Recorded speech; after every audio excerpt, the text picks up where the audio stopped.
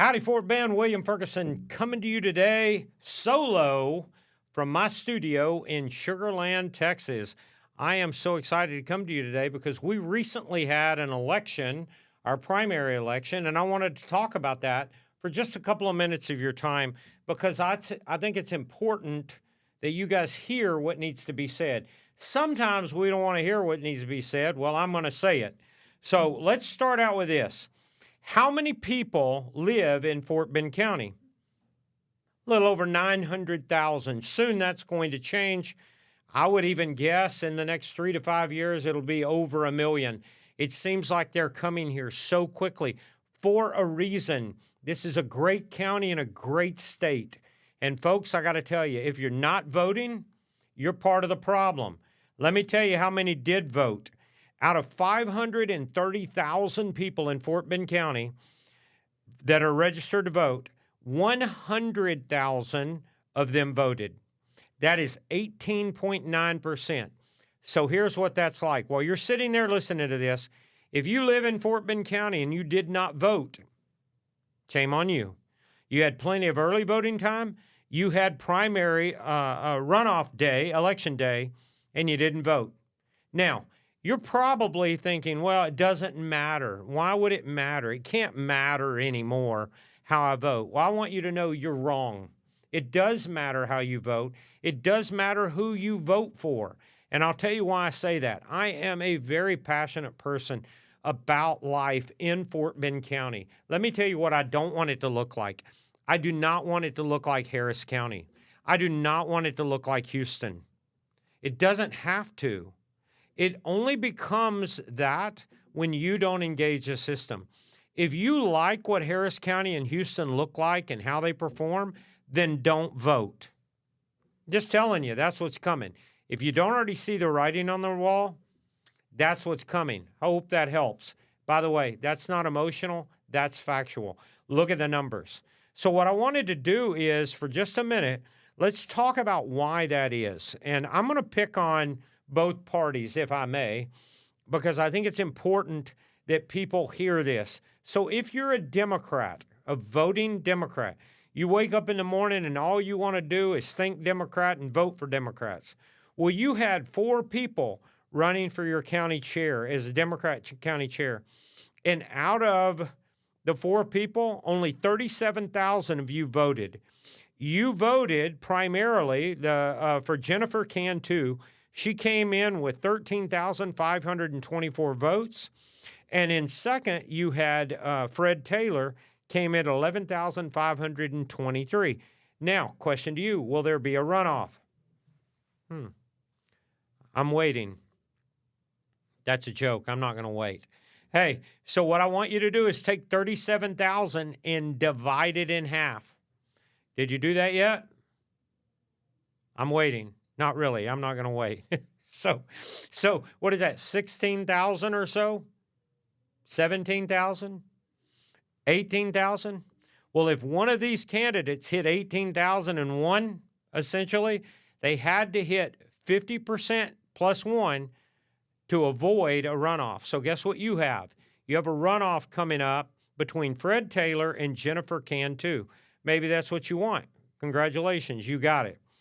Regarding Constable Precinct 3, you had your incumbent, Nabil. He came in.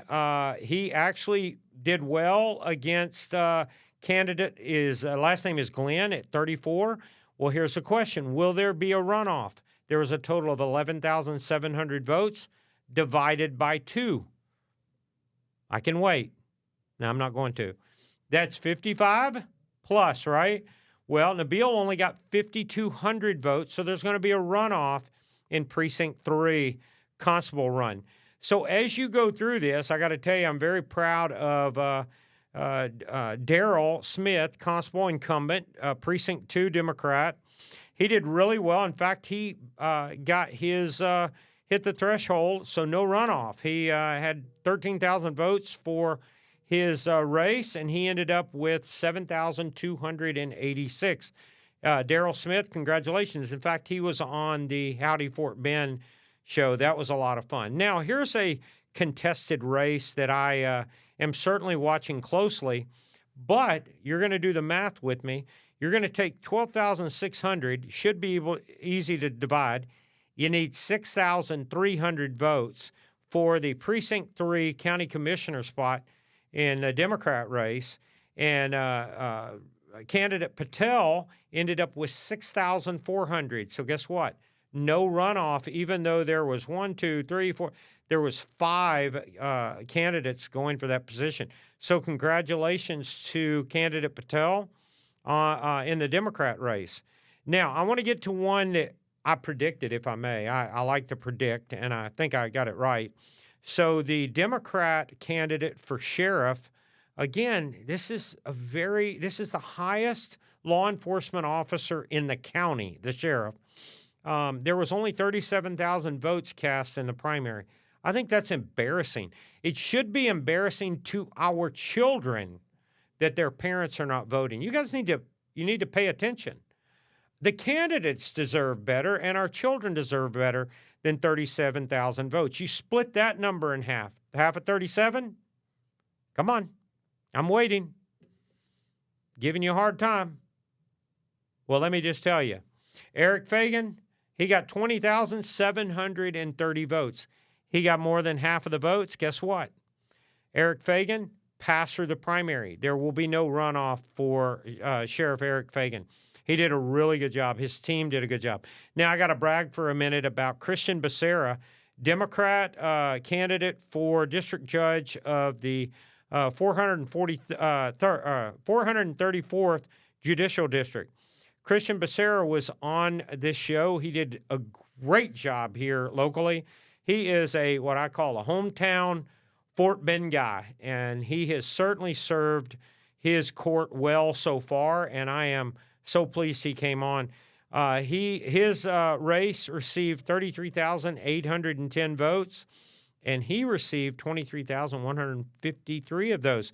So, Christian Becerra, congratulations. You did a great job, and you will not face any kind of runoff because you're there. So now his next race will be with the general election in November.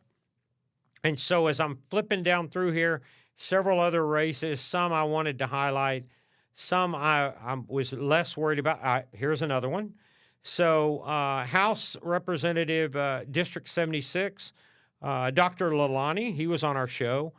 That race only received 10,187 votes, of which he had to get at least 500 or 5,050. Dr. Lalani received 6,463. Congratulations, Dr. Lalani. You did really good in your race. And so your next stop will be November. And he's currently serving as our incumbent. Okay, so you folks know how important Congress is, right? Apparently not all of you do, because in Fort Bend County, only 10,779 of you cast a vote in District 7. Certainly not all of District 7 makes up Fort Bend. There's also a Harris County piece of it, but in Fort Bend, only 10,779 voted, which means someone needs to get at least 5,350-ish.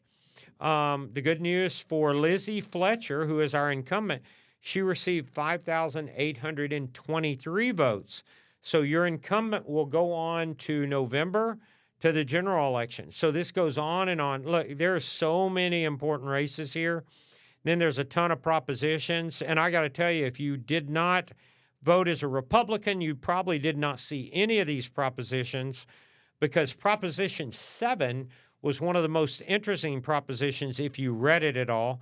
And strangely, a lot of people voted no for it, against it, and I don't think they even knew why they voted no. Some will, but I think most did not. But what the Republicans are trying to do is offer up gold and silver as a currency in Texas.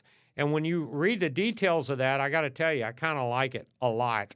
And it did pass. 7 did pass. So I'm going to flip down here a little bit deeper. I got to give the Republicans a hard time as well.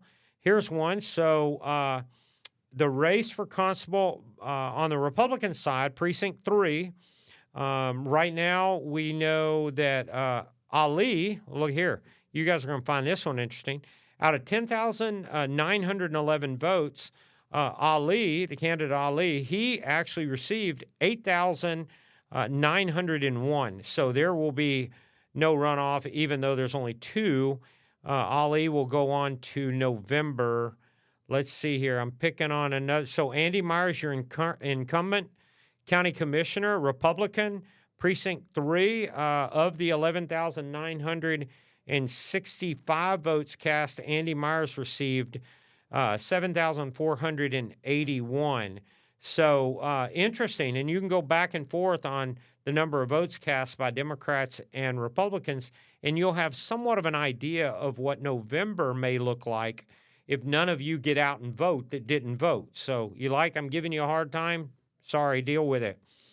Here's an interesting race. Remember we talked about the Democrat race for sheriff. Well, here's the Republican race for sheriff. They cast 47,905 votes, which is a pretty good size number, even though the total turnout was low.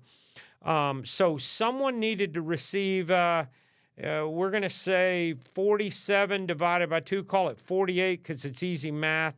That's 24,000. Someone needed 24,000 or more votes to win out of the 3 candidates. And Marshall Slott, who was on our show, received 29,589. So Marshall Slott will go on to November, and his opposition or the candidate he will be opposing is the incumbent Eric Fagan. And so we'll see how that turns out. I think I had one or two more I wanted to highlight that I thought was interesting. I think most of Gary Gates won his reelection with 10,593 votes out of 17,300. Here's the one I wanted to highlight. So whether you're a Democrat or a Republican, I love when David goes against Goliath, small to large. In this case, Matthew Morgan, who would be the David in this case, Matthew Morgan is doing his best, has been, to run and win from the seat from the incumbent, J.C. Jeton. Well, what happened in this race is J.C. Jeton, actually the governor came into this district, 26, 3 times, I believe, to speak on behalf of voting for J.C. Jeton. Lieutenant Governor, and many others. Some $2 million were spent to keep J.C. Jeton in that position. Well, guess what? J.C. Jeton did not win. In fact, this is probably what makes it seem most amazing or marvelous to me, is of the 16,300 votes cast, one of them had to get, watch this, 8,150 at a minimum to avoid the runoff. Well, in this case, Matt Morgan, who was David to Goliath, received 8,775 votes. There will not be a runoff. J.C. Jeton is no longer the chosen representative by the Republican Party, so Matt Morgan will go on to November as the candidate in the general. So these are some of the races. If you did not vote, shame on you. Because there are a few reasons that you couldn't do a mail-in ballot 2 weeks of early voting or election day. I'm sure you have a reason. To be candid with you, railroad commissioner, I couldn't care less about. That is a bureaucracy. I don't know if it can be fixed. As we flip through here, it looks like Ted Cruz won overwhelmingly. And then going back to the Republican vote for president, Donald Trump received 42,500 of the 56,400 in Fort Bend County from the Republican votes. Let me see.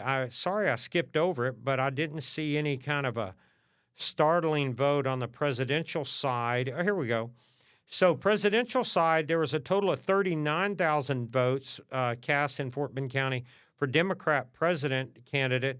And to my surprise, 31,175 of you voted for President Biden out of 39,000. I don't mind telling you, I'm stunned. But, hey, you guys vote for whoever you want. I just have not enjoyed the economy under his presidency. So, anyhow, I'll leave that alone. Probably said more than I should. I love you guys. We do have some runoff races. We have a city election coming up in Sugar Land. I know. Guys, pay attention. Your children, your grandchildren, and beyond deserve your attention for these elections. Now, with all of that said, I'll try to finish on this. Sorry, I'm on sort of a tear. I'll try to finish on this. I have tried to figure out why you would not vote. I have. I've thought to myself, why would someone that lives in America not vote? Well, I can't go that big, so I'm going to go small. Why would someone that lives in Sugar Land, Fort Bend County, a school district not vote? Here's why I think it is. You either don't think your vote counts or, watch this, you're super happy. Now, I read social media every day. I don't think you're all super happy because I hear you griping all the time. You're very emotional. You're not factual. You don't have answers because you're not involved. You've not been to a council meeting or a school board meeting. And so there's a handful of you that's just frustrated about everything, maybe in general. I don't know. Could be because the economy's so questionable. I don't know why you're so questionable. But watch this. If you will get involved, if you will get to know your incumbents, if you will get to know me, if you'll get to know any of them, it will start to make more sense what is happening around you.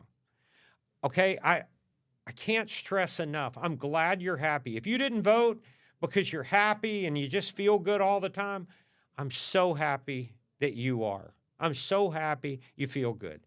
But listen, you need to vote. Your kids need to see you vote.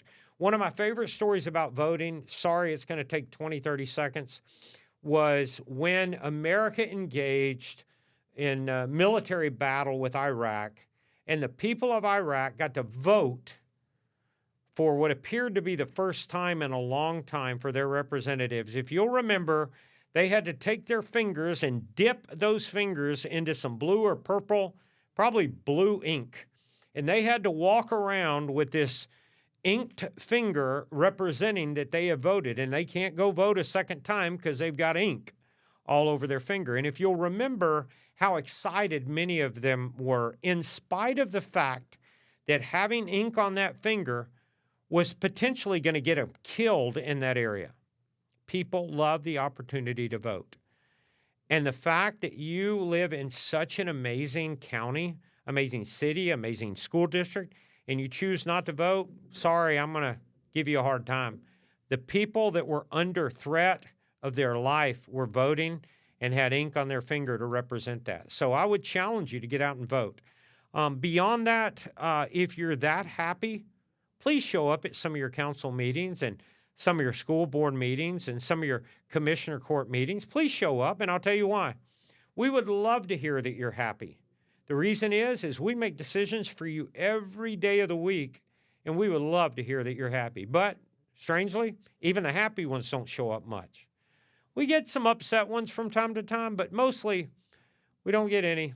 County commissioners, the commissioners court, I would guess on a Tuesday they get, I don't know, maybe 5 to 8 people that speak up, sometimes more, sometimes less, but 5 to 8 people out of a county of 940,000 people. Our city of 120,000, if 3 people show up and speak, I'm elated. I'm elated. I'm thrilled. But we can't get 3 most of the time because I'll be candid with you. We have the second lowest property tax rate in the state.